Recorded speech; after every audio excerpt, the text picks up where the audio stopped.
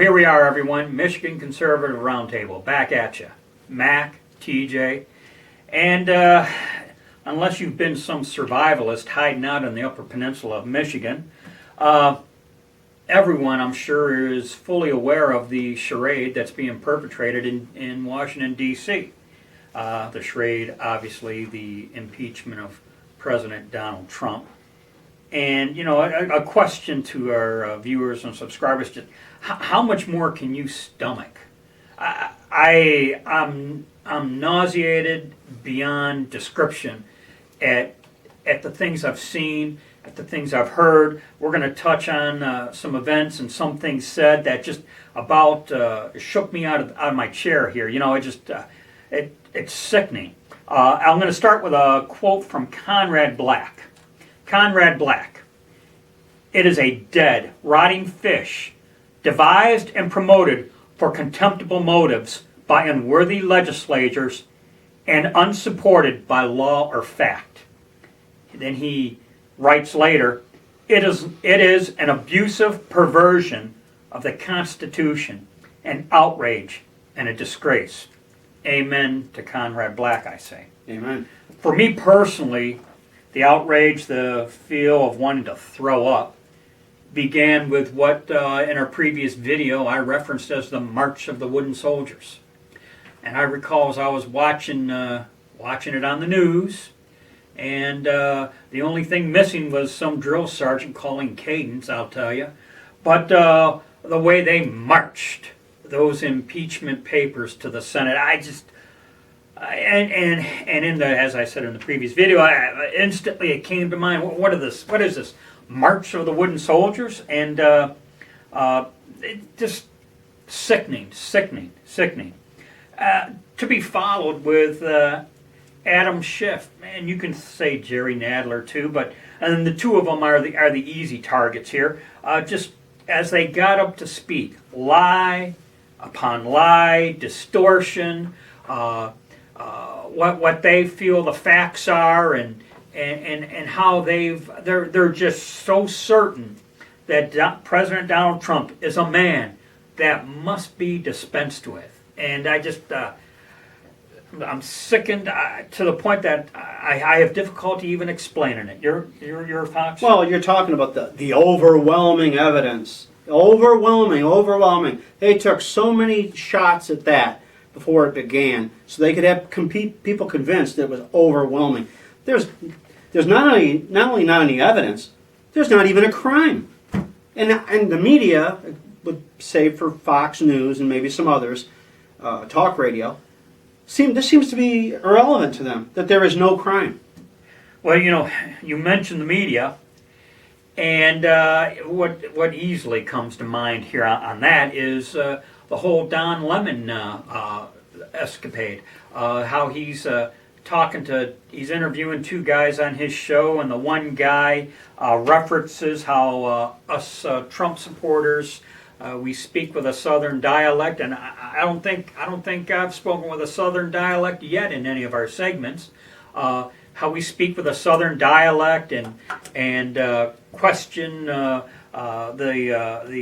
infinite wisdom of our lawmakers there in Washington, and in the mockery and impersonation of the Trump supporters, Donald Lemon, I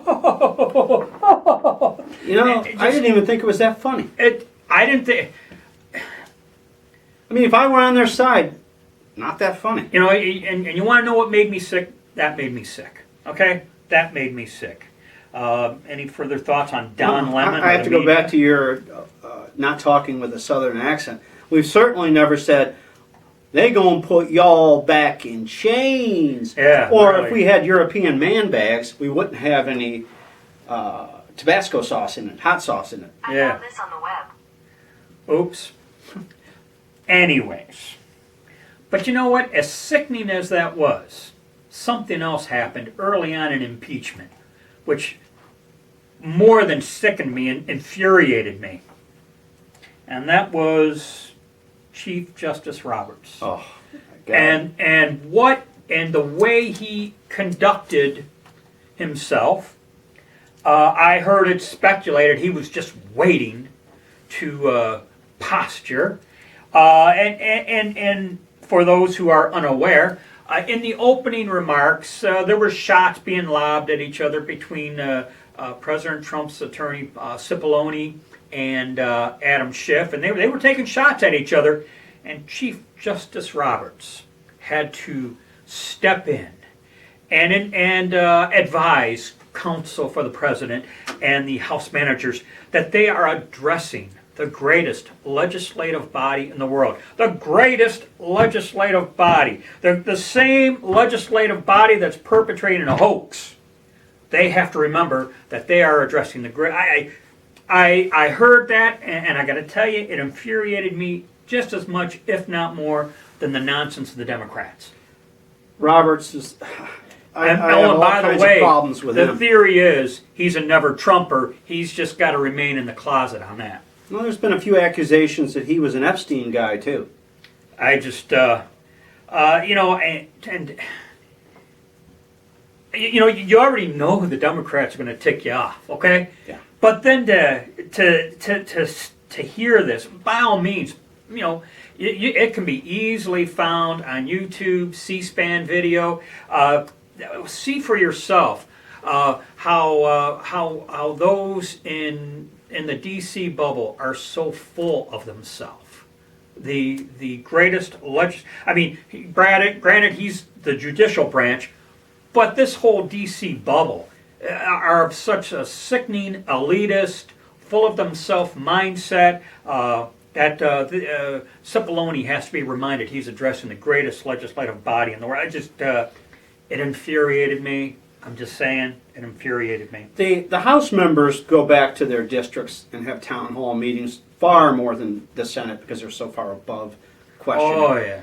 But I kind of lost my train of thought there. I'll have to edit this out. But. Well, they're more in tune with what their constituents. Thank you, Ella. I forgot that word. Constituents. They're more in tune with the rant of their constituency. So they live in this bubble because of that, and they go to their D.C. Yeah, you got no judge going to some no-name town in Arkansas to find out what people think. I can guarantee you that. That's exactly right. But you know, they're not as in tune as maybe a House member. They go to their Washington parties, and they're in their little bubble, and they all know each other. And I know a lot of people are very angry at Fox News' Chris Wallace because he's gone out of his way to be a Trump hater. And I suspected for a long time Chris has this problem, or should I call him Mr. Wallace? Mr. Wallace has had this problem for a long time because Trump doesn't kiss his derriere. Yeah. And he wants it kissed. And speaking of the high and mighty Chris Wallace, the way he tried to scold and admonish the young and, dare I say, beautiful Katie Pavlich. No doubt. His condescension admonishings to her, to the point that Brett Baer had to step in and put it to a halt. You know, more of the media spin, I'll tell you. You know, just anyways. Anything else on this topic? There? No, they're disgusting. They make me sick. They can't get away with it. It's got to be stopped. And I heard a suggestion that maybe the House rules need to change from a simple majority to something more like 2/3 of the House, and that would stop a partisan, and this was completely partisan. Yes. Impeachment. Yeah. And speaking of partisan activities, and I'll tell you what sickened me. The Democrats, they want their witnesses to come and testify before this, or I shouldn't say witnesses. They have a witness list that hasn't even yet appeared in the House inquiry, okay? But they want these people to be subpoenaed and appear in the Senate, obviously in hopes of making President Trump look bad. And so... nothing stopped these people from being subpoenaed For the in the House. House. They Yeah. just didn't do it because they wanted to play this game a certain way. Yeah, and they wanted to hurry up and get to this point. But President Trump's counsel, they were like, well, if they get one, we get one, and if we get one, then we get a new one, and if they want another one, I think they were even discussing that kind of turnabout. And of course, Schiff and Nadler are saying how Bolton, they seem to have a hard-on for Bolton, I'll tell you. They're so sure Bolton's going to come in there and make their case, yet Trump's counsel, this is right, if you get Bolton, we get the Bidens. Well, the Bidens aren't pertinent. They have nothing in their past actions are pertinent to the House impeachment. Here we disagree. go. Here we go, this delusional state of mind of theirs, which is another thing that sickens you, is just, in some regard, I think this is done out of an extreme, distorted, wishful thinking to the point of a delusional state of mind. Because I think maybe they do think this, even though there's no reason a sane person would think this. Yeah. And that's frustrating. That brings us to delusional for sure. Yeah. I got another one. Go ahead. Okay. And perhaps last on my list, don't know if Mac has any more, but dare we bring up Pierre Delecto? I mean the Honorable Mitt Romney.